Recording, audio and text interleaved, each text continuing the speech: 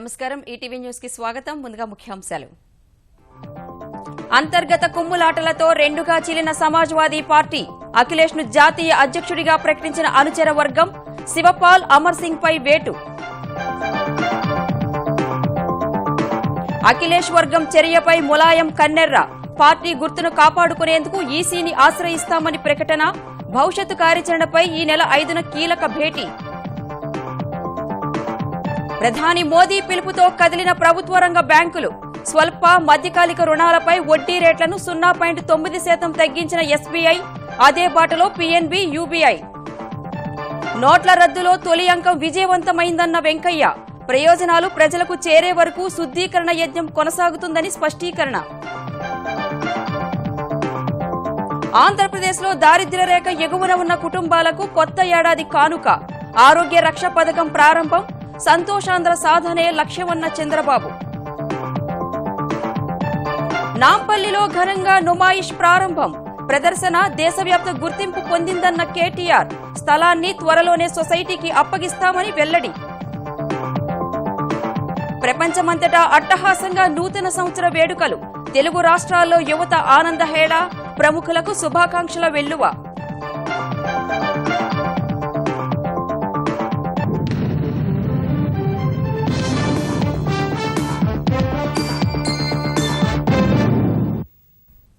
రెండు నెలల్లో అసెంబ్లీ ఎన్నికలు జరగనున్న వేళ ఉత్తరప్రదేశ్లో అధికార సమాజ్వాదీ పార్టీ నెట్ట నిలువునా చీలిపోయింది.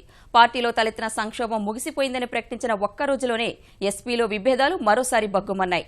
అధినేత ములాయం సింగ్ ఆదేశాలను ధిక్కరించి జాతీయ కార్యవర్గ భేటీని ఏర్పాటు చేసిన ముఖ్యమంత్రి అఖిలేష్ యాదవ్ వర్గం ఆయనను పార్టీ జాతీయ అధ్యక్షుడిగా ఎంపిక చేసింది.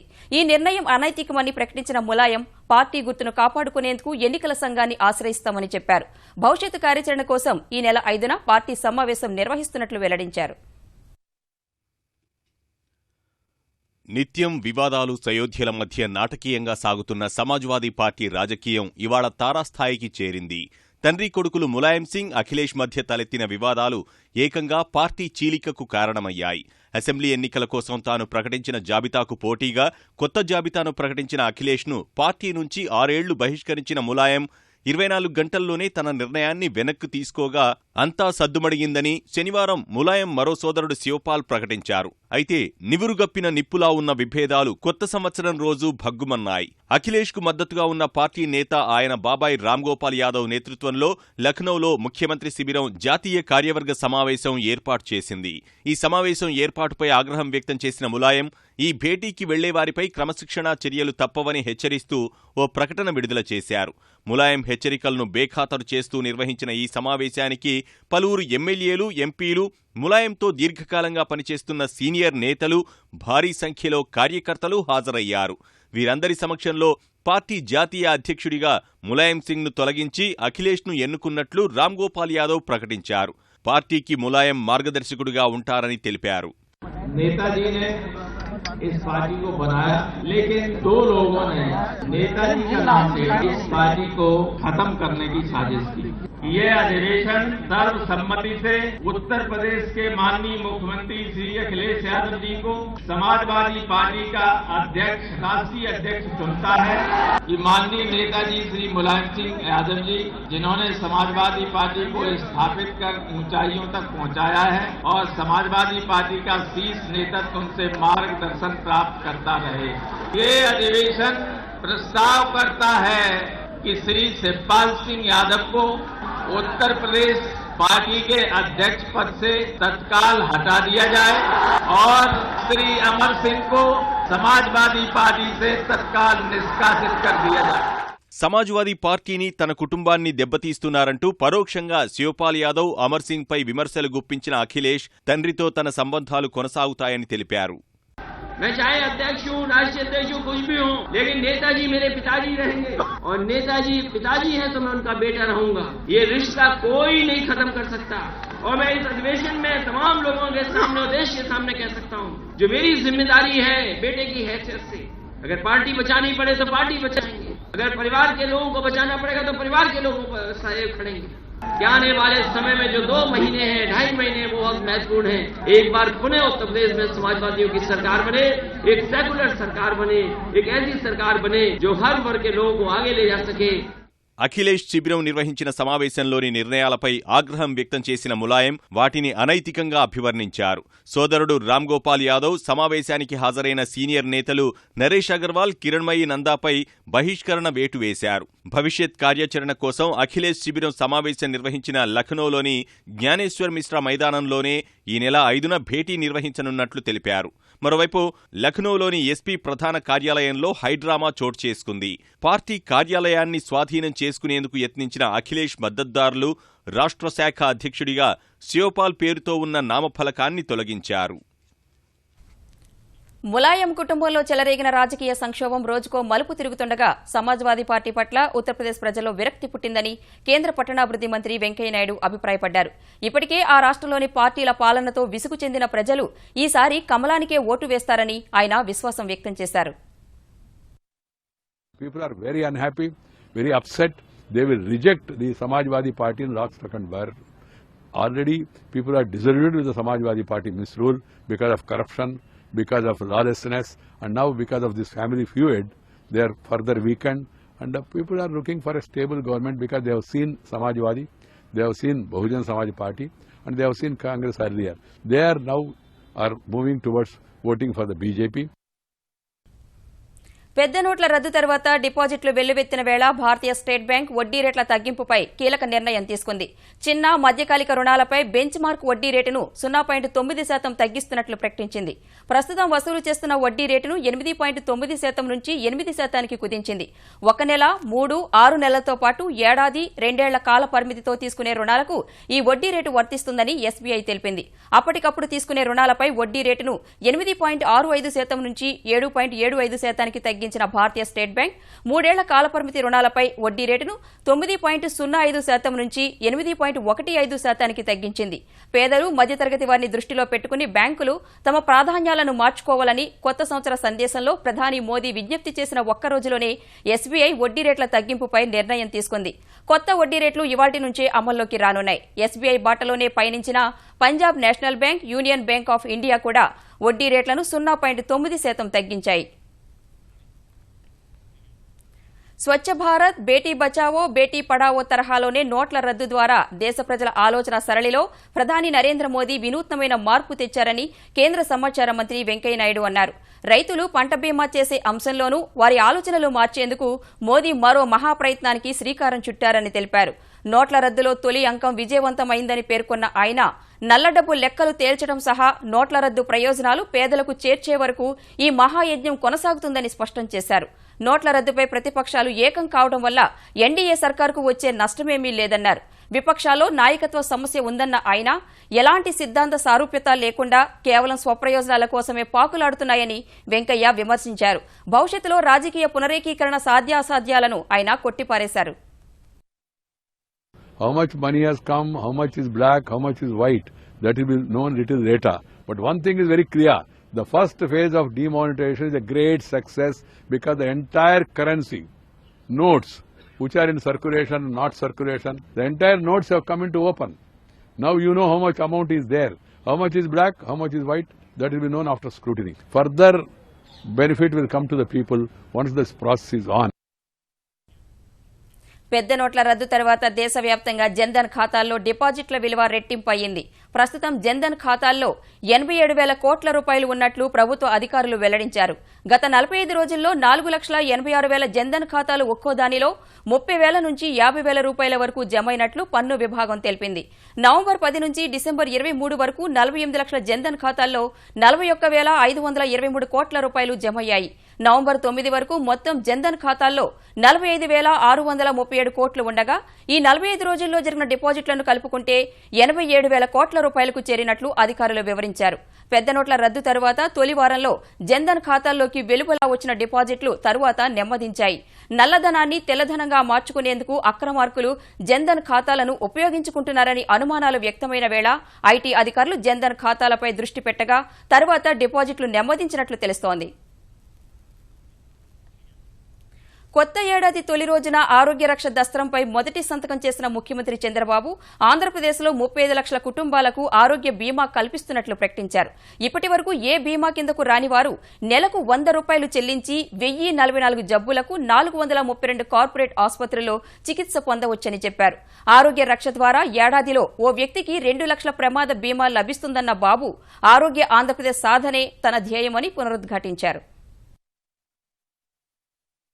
ఆంధ్రప్రదేశ్లో ఇప్పటికే ఎన్టీఆర్ వైద్య సేవ సహా మరో 2 పథకాలతో లక్షలాది కుటుంబాలకు ఉచితంగా ఆరోగ్య సేవలు అందిస్తున్న చంద్రబాబు సర్కార్ కొత్త సంవత్సరం కానుకగా మరో 35 లక్షల కుటుంబాలకు ఆరోగ్య బీమా కల్పిస్తూ ఆరోగ్య రక్ష పథకాన్ని తీసుకొచ్చింది. ఎన్టీఆర్ వైద్య సేవల కింద తెల్ల రేషన్ కార్డు లేని వారికి, ఉద్యోగులు, విలేకరుల కోసం ప్రత్యేక బీమా పథకాలు ఇప్పటికే ఉండగా వాటి పరిధిలోకి రాని వారి కోసం ఈ కొత్త పథకం తెస్తున్నట్లు విజయవాడలో జరిగిన కార్యక్రమంలో చంద్రబాబు ప్రకటించారు.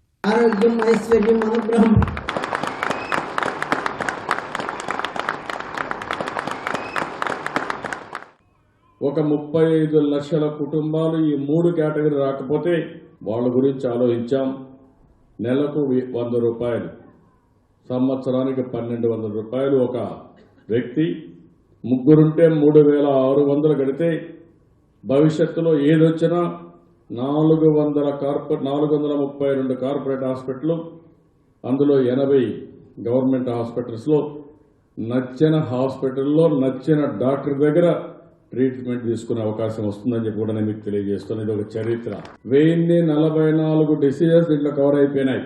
ఈ రోజు నుంచి ఫిబ్రవరి 28 వరకు ఆరోగ్య రక్షలో చేరిన ప్రతి ఒక్కరికి మార్చి 1 నుంచి పథకం కింద సేవలు అందుతాయని చంద్రబాబు తెలిపారు. ఆంధ్రప్రదేశ్లో వైద్యం కోసం తలసరి ఖర్చు తగ్గించి పేద కుటుంబాల్ని ఆదుకోవడమే తన లక్ష్యమని స్పష్టం చేశారు.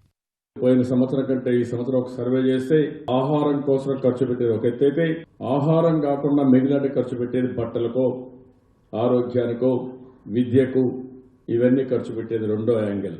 అందులో పోయిన సంవత్సరం 54% ఉంటే ఈ సంవత్సరం 17% తగ్గిపోయింది.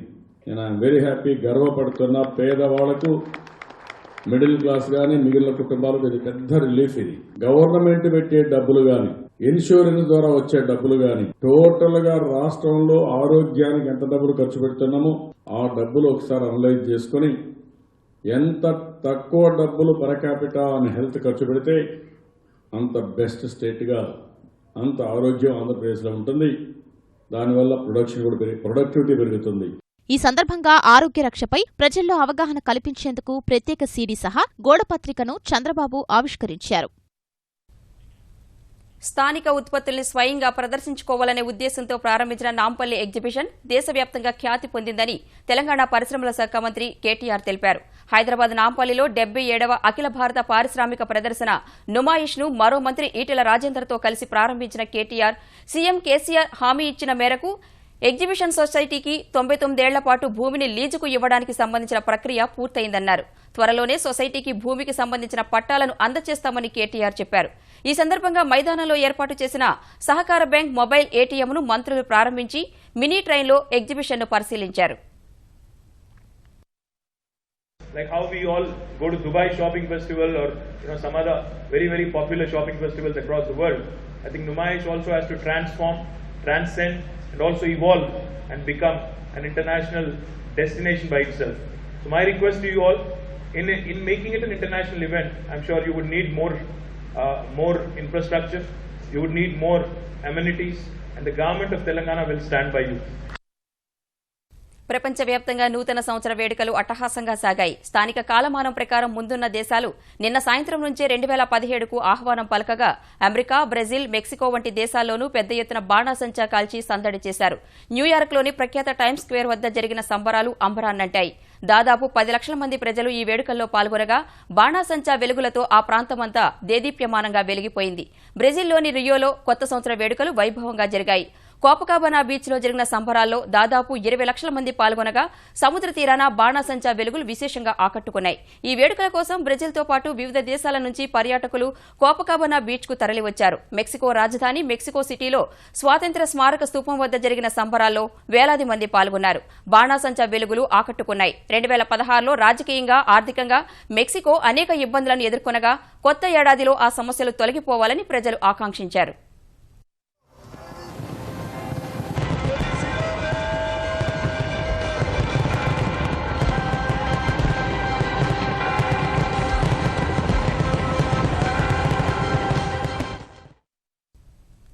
కోటి ఆశలతో కొత్త సంవత్సరంలోకి అడుగుపెట్టిన తెలుగు ప్రజలు ఈ సంవత్సరం 2 రాష్ట్రాలు అభివృద్ధిలో దూసుకుపోవాలని అభిలషించారు. కొత్త సంవత్సరాన్ని ఒకరికొకరు శుభాకాంక్షలు తెలుపుకొని ఆనందంగా గడిపారు. ప్రముఖుల నివాసాలు కూడా శుభాకాంక్షలు తెలిపేందుకు వచ్చిన ప్రజలతో సందడిగా కనిపించాయి. ఉదయం నుంచి ప్రముఖ ఆలయాలకు భక్తులు పోటెత్తగా ప్రత్యేక పూజలు నిర్వహించారు. నూతన సంవత్సర వేడుకల సందర్భంగా పలువురు ప్రముఖుల నివాసాలు శుభాకాంక్షలు తెలిపేందుకొచ్చిన ప్రజలు, అధికారులతో సందడిగా కనిపించాయి. హైదరాబాద్ రాజ్భవన్లో జరిగిన వేడుకల్లో గవర్నర్ నరసింహన్ దంపతులకు తెలంగాణ, ఆంధ్రప్రదేశ్ శాసనమండలి చైర్మన్లు స్వామిగౌడ్, చక్రపాణి సహా పలువురు అధికారులు, వివిధ వర్గాల ప్రజలు, చిన్నారులు నూతన సంవత్సర శుభాకాంక్షలు తెలిపారు. ప్రజలు ప్రభుత్వంతో కలిసి పనిచేస్తే తెలుగు రాష్ట్రాలు అభివృద్ధిలో దేశానికే ఆదర్శంగా నిలుస్తాయని గవర్నర్ నరసింహన్ అభిలషించారు. ఈ నూతన సంవత్సరం మనమందరికీ చాలా ఒక సంతోషమైన వర్షంగా ఉంటుందని నా నమ్మకం. అందరూ ప్రజలకి మంచి ఆరోగ్యం, మంచి విద్య, మంచి సంతోషాలు రావాలని నేను ఆ దేవుడితో కోరుకుంటున్నాను. మా ప్రజలే ప్రభుత్వం, సమాజమే ప్రభుత్వం అన్ని అతి పెట్టుకుని సమాజం ప్రభుత్వంతో కలిసిమెలిసి పని చేస్తే ఎంతో తొందరగా మనం ముందుకు పోవచ్చు. విజయవాడలోని ముఖ్యమంత్రి చంద్రబాబు నివాసంలో ఆయన్ను కలిసిన ఆంధ్రప్రదేశ్ మంత్రులు, అధికారులు, తెలుగుదేశం నేతలు నూతన సంవత్సర శుభాకాంక్షలు తెలిపారు. అనంతరం పలువురు మంత్రులు పరస్పరం శుభాకాంక్షలు తెలుపుకున్నారు. మంత్రి పరిటాల సునీత రామగిరి మండలం వెంకటాపురంలోని తన నివాసంలో రైతులు, ప్రజలతో కలిసి వేడుకలు జరుపుకున్నారు.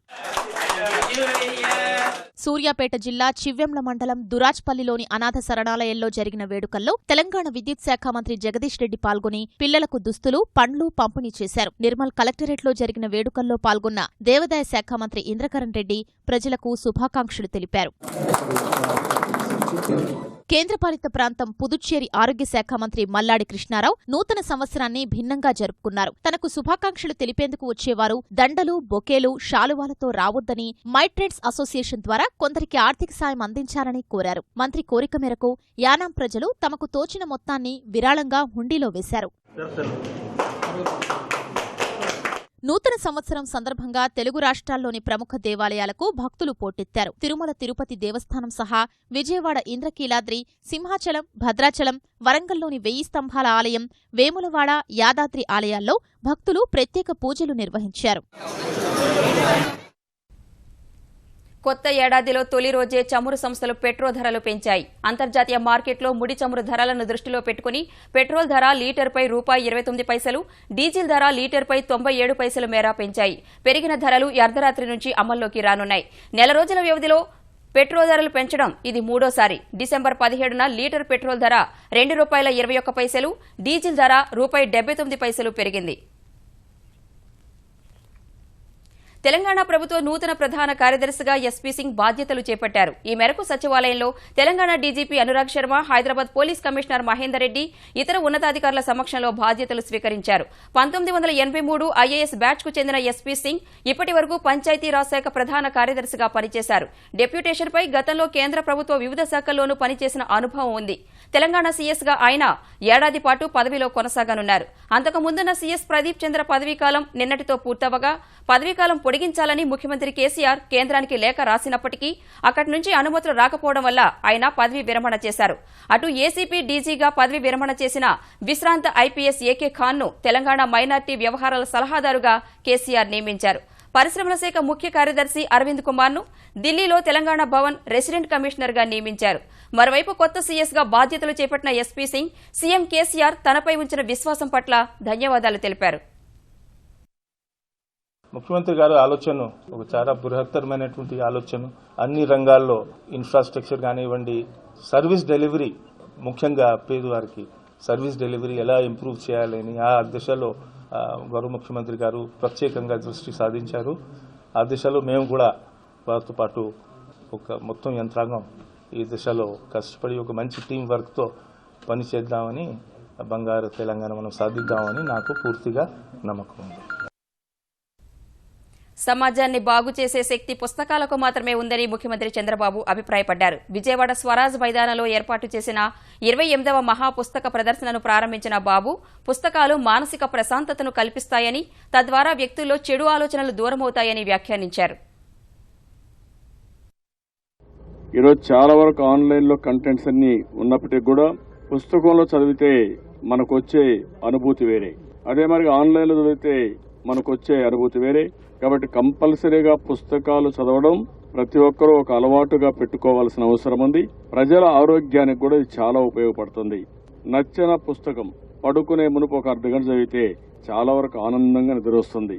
అంటే చదవడం కూడా ఒక అలవాటుగా పెట్టుకుని ఫిజికల్ లిటరసీలో ఇది కూడా భాగం కావాలని చెప్పి నేను మనస్ఫూర్తిగా ఆశిస్తున్నాను. నూతన సంవత్సర వేడుకలు లక్ష్యంగా టర్కీలోని నైట్ క్లబ్లో ఉగ్రవాది జరిపిన నరమేధంలో 2 భారతీయులు కూడా మృతి చెందినట్లు విదేశీ వ్యవహారాల శాఖ ప్రకటించింది. ఈ మేరకు భారత్కు టర్కీ సమాచారం అందించింది. మృతులు ముంబైకి చెందిన అబ్బాస్ రిజ్వీ, గుజరాత్కు చెందిన కృషి షాగా అధికారులు పేర్కొన్నారు.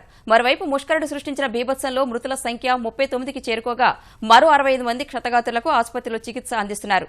2017కి టర్కీ స్వాగతం చెప్పిన 75 నిమిషాల తర్వాత ఆ ఘోర కలి సంభవించింది. శాంటాక్లాస్ దుస్తుల్లో వచ్చిన ఉగ్రవాది తొలుత బయట కాపలాగా ఉన్న వ్యక్తి సహా ఓ పౌరుణ్ణి చంపి క్లబ్లోకి ప్రవేశించి విచక్షణరహితంగా కాల్పులు జరిపినట్లు ప్రత్యక్ష సాక్షులు తెలిపారు. దాడి జరిగిన సమయంలో క్లబ్లో 700 మంది ఉండగా వారిలో ఎక్కువగా విదేశీయులు ఉన్నట్లు సమాచారం. ఈ దాడిలో ఎక్కువగా విదేశీయులే మృతి చెందినట్లు టర్కీ తెలిపింది. మృతుల్లో ఇప్పటి వరకు 20 మందిని గుర్తించగా వారిలో 5 మాత్రమే టర్కీ దేశస్థులు. దుండగుణ్ణి మట్టుపెట్టిన టర్కీ పోలీసులు ఉగ్రదాడి వెనుక కారణాలు అన్వేషిస్తున్నారు. ఇప్పటి వరకు ఈ నరమేధానికి బాధ్యత వహిస్తూ ఏ ఉగ్ర సంస్థ ప్రకటన చేయలేదు. నూతన సంవత్సర వేళ ఇండోనేషియాలోని జకార్తాలో విషాదం చోటు చేసుకుంది. ప్రయాణికులతో వెళుతున్న పడవ అగ్ని ప్రమాదానికి గురై 23 మంది ప్రయాణికులు మరణించగా మరో 17 మంది గల్లంతయ్యారు. జకార్తా నుంచి పర్యాటక ప్రదేశమైన టిడంగ్ దీవికి 200 మంది ప్రయాణికులతో బయలుదేరిన పడవ కొద్దిసేపటికే అగ్ని ప్రమాదానికి గురైనట్లు ఇండోనేషియా జాతీయ విపత్తు నిర్వహణ సంస్థ వెల్లడించింది. గల్లంతైన వారి కోసం సహాయక సిబ్బంది గాలింపు చేపట్టారు. జాతీయ భద్రతా దళం ఎన్ఎస్జీకి చెందిన అధికారిక వెబ్సైట్ను పాకిస్తాన్కు చెందిన వ్యక్తులు హ్యాక్ చేశారు. ప్రధానమంత్రికి వ్యతిరేకంగా నిందాపూర్వక సందేశంతో పాటు భారత వ్యతిరేక విషయాలను వెబ్సైట్లో పోస్ట్ చేశారు. ఉదయం www.nsg.gov.in వెబ్సైట్ హ్యాక్ అయిన విషయాన్ని గుర్తించిన అధికారులు వెంటనే దాన్ని నిలుపుదల చేశారు. పాకిస్తాన్కు చెందిన హ్యాకర్లే ఈ దుశ్చర్యకు పాల్పడినట్లు అనుమానం వ్యక్తం చేసిన అధికారులు దీనిపై పూర్తి వివరాలను సేకరిస్తున్నట్లు తెలిపారు. బ్లాక్ క్యాట్ కమాండోలకు చెందిన ఈ వెబ్సైట్ను ఎన్ఎస్జీ కేంద్ర కార్యాలయం నుంచి నిర్వహిస్తారు. ఎన్ఎస్జీకి సంబంధించిన ప్రాథమిక సమాచారంతో పాటు ఈ సంస్థ పుట్టుక, సంస్థ కార్యకలాపాలు ఈ వెబ్సైట్లో ఉంటాయి. ఉగ్రవాద వ్యతిరేక కార్యకలాపాలు, ఇతర ముఖ్య అవసరాల కోసం ఎన్ఎస్జీని 1984లో స్థాపించారు. ఢిల్లీ ముఖ్యమంత్రి అరవింద్ కేజ్రీవాల్ కు హర్యానా పర్యటనలో చేదు అనుభవం ఎదురైంది. రోహ్తక్లో ఓ సమావేశంలో ప్రసంగిస్తుండగా ఓ వ్యక్తి ఆయనపైకి బూటు విసిరాడు. నోట్ల రద్దును కుంభకోణంగా అభివర్ణిస్తూ ప్రధాని మోదీపై విమర్శలు చేస్తున్న సమయంలో ఓ వ్యక్తి బూటును విసరగా అది కేజ్రీవాల్ కు సమీపంలో పడిపోయింది. ఈ పరిణామంతో కేజ్రీవాల్ కొద్దిసేపు ప్రసంగాన్ని ఆపివేశారు. బూటు విసిరిన వ్యక్తిని పోలీసులు అదుపులోకి తీసుకున్నారు. భారత స్టార్ టెన్నిస్ ఆటగాడు సోమ్దేవ్ వర్మన్ ప్రొఫెషనల్ టెన్నిస్ కు వీడ్కోలు పలికాడు. 2012లో భుజం గాయం నుంచి కోలుకున్నాక పునరాగమనం చేసిన సోమ్దేవ్ కొంతకాలంగా టెన్నిస్ కు దూరంగా ఉంటున్నాడు. కోచ్ గా మారాలని సోమ్దేవ్ కోరుకుంటున్నట్లు తెలుస్తోంది. 2008 నుంచి టెన్నిస్ సింగిల్స్ విభాగంలో భారత్ కు స్టార్ ప్లేయర్ గా ఉన్న సోమ్దేవ్ భారత డేవిస్ కప్ జట్టులో సభ్యుడిగా ఉండేవాడు. 2010లో భారత జట్టు డేవిస్ కప్ వరల్డ్ గ్రూప్ లో ప్రవేశించడంలో కీలక పాత్ర పోషించాడు. 2 ఏటీపీ టూర్ ఈవెంట్లలో తుదిపోరుకు అర్హత సాధించాడు. 2010 ఆసియా క్రీడల్లో టెన్నిస్ సింగిల్స్, డబుల్స్ విభాగాల్లో స్వర్ణ పతకాలు గెలిచిన సోమ్దేవ్ 2008లో ఎన్సీఏఏ పురుషుల టెన్నిస్ ఛాంపియన్షిప్ లో 44 మ్యాచ్ల్లో నెగ్గాడు. ఈ రికార్డు ఇప్పటికే చెక్కు చెదరకుండా ఉంది. 2011లో సోమ్దేవ్ కు అర్జున అవార్డు దక్కింది. ఈటీవీ న్యూస్ సమాప్తం. నమస్కారం.